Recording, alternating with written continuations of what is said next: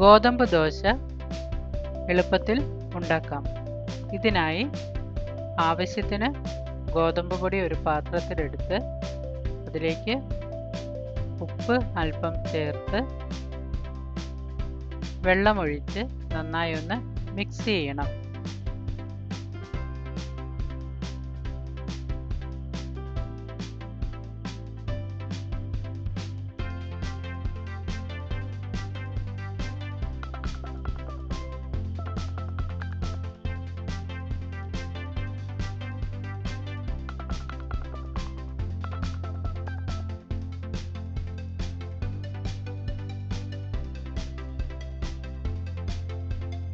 കട്ടയെല്ലാം ഉടഞ്ഞില്ലെങ്കിലും നമുക്ക് അതൊന്ന് മിക്സിയിലിട്ട് നന്നായി അടിച്ചെടുത്താൽ മതി.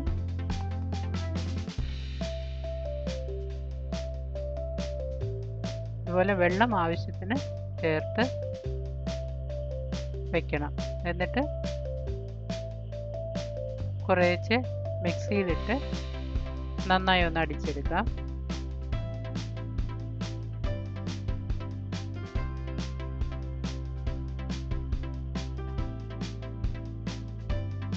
ഇപ്പോൾ അത് നല്ല സോഫ്റ്റായ മാവായി മാറിയിട്ടുണ്ട്.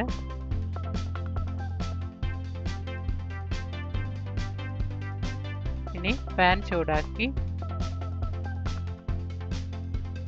ഓയിൽ വെച്ച് തുണി കൊണ്ടോ ബ്രഷ് കൊണ്ടോ ഒന്ന് പാൻ തടവി കൊടുത്തിട്ട് അതിലേക്ക് 1-2 തവി മാവ് ഒഴിച്ച് പതുക്കെ വട്ടത്തിൽ നന്നായി പരത്തണം. കനം കുറഞ്ഞ് പരത്തണം.